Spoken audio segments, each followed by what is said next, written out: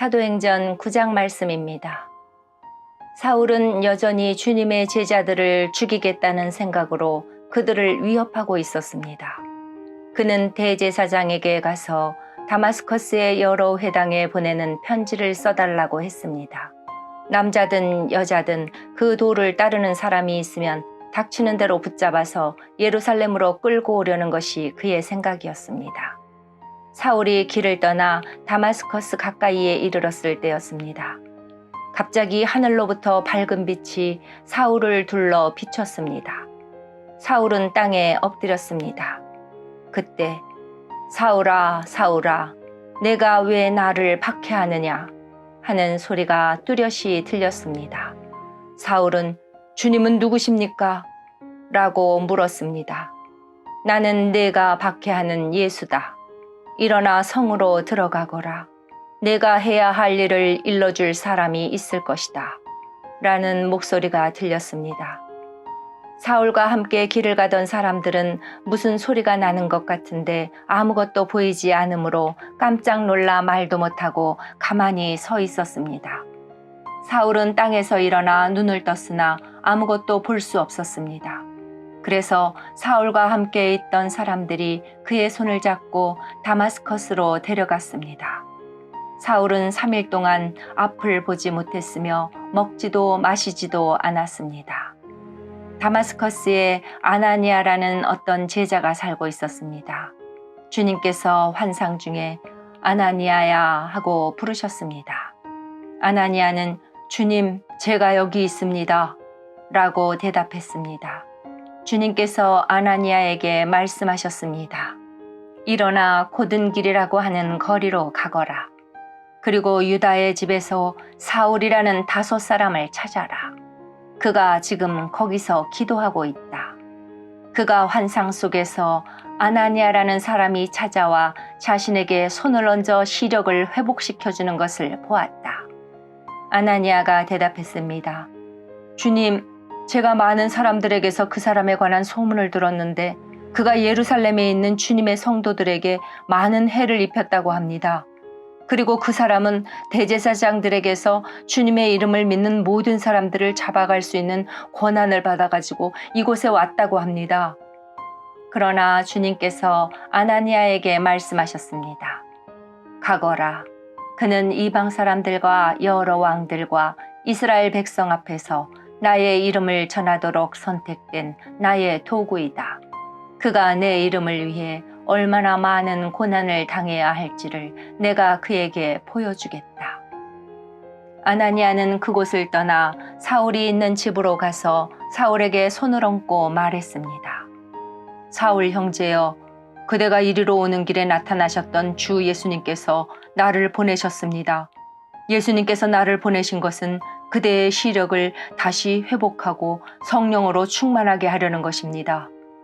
그러자 곧 사울의 눈에서 비늘 같은 것이 떨어져 나가고 사울은 다시 보게 되었습니다.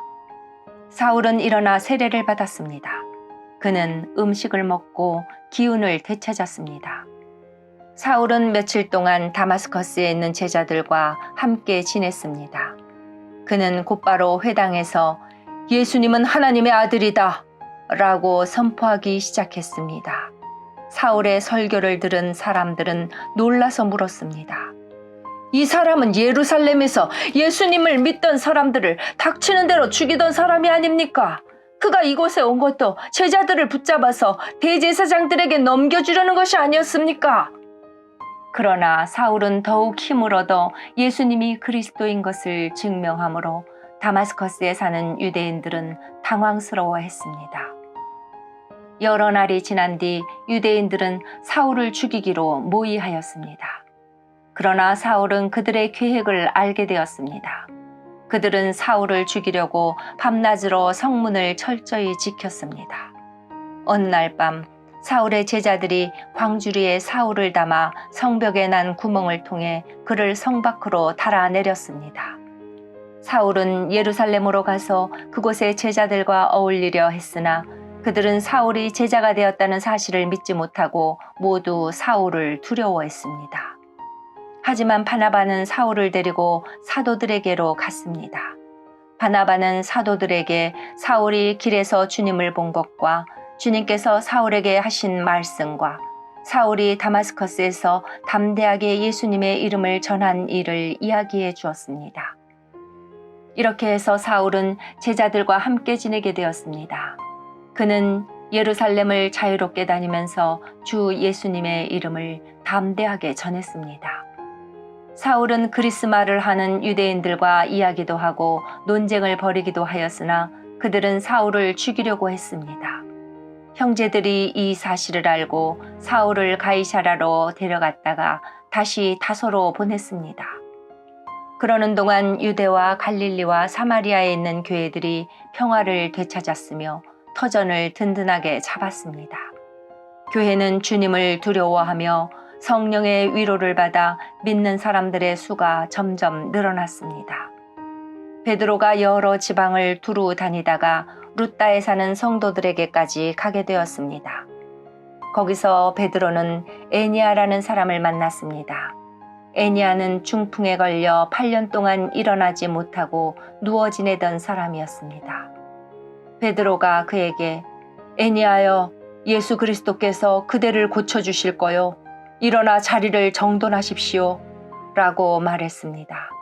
그러자 에니아가 곧 자리에서 일어났습니다. 루따와 사론에 사는 모든 사람들이 그를 보고 주님께로 돌아왔습니다. 요빠에 다비다라는 여제자가 있었습니다. 그 이름은 그리스어로 하면 도르가인데 그 뜻은 사슴입니다. 다비다는 언제나 착한 일을 하고 가난한 사람들을 돕는 일에 힘썼습니다. 베드로가 루따에 머물고 있는 동안 다비다가 병이 들어 죽고 말았습니다. 사람들은 다비다의 시신을 씻어 다락방에 두었습니다. 루따는 요빠에서 가까운 곳에 있습니다. 요빠에 사는 제자들이 베드로가 루따에 있다는 말을 듣고 두 사람을 베드로에게 보내어 속히 와달라고 부탁을 했습니다. 베드로가 일어나 그들과 함께 요빠로 갔습니다. 베드로가 그곳에 이르자 사람들이 그를 다락방으로 안내했습니다. 과부들은 베드로의 곁에 서서 울며 도르가가 살아있을 때 만든 여러 옷가지들을 베드로에게 보여주었습니다. 베드로는 사람들을 모두 내보낸 뒤에 무릎을 꿇고 기도했습니다. 그리고 나서 시신을 향해 몸을 돌려 다비다여 일어나시오 라고 말했습니다. 그러자 다비다가 눈을 떠서 베드로를 보더니 일어나 앉았습니다. 베드로가 손을 내밀어 다비다를 일으키고 성도들과 과부들을 불러서 다비다가 살아난 것을 보여주었습니다. 이 소식이 요빠 전체에 알려지자 많은 사람이 주님을 믿었습니다. 베드로는 요빠에 있는 여러 날 동안 가죽 제품을 만드는 시몬의 집에서 묵었습니다. 아멘.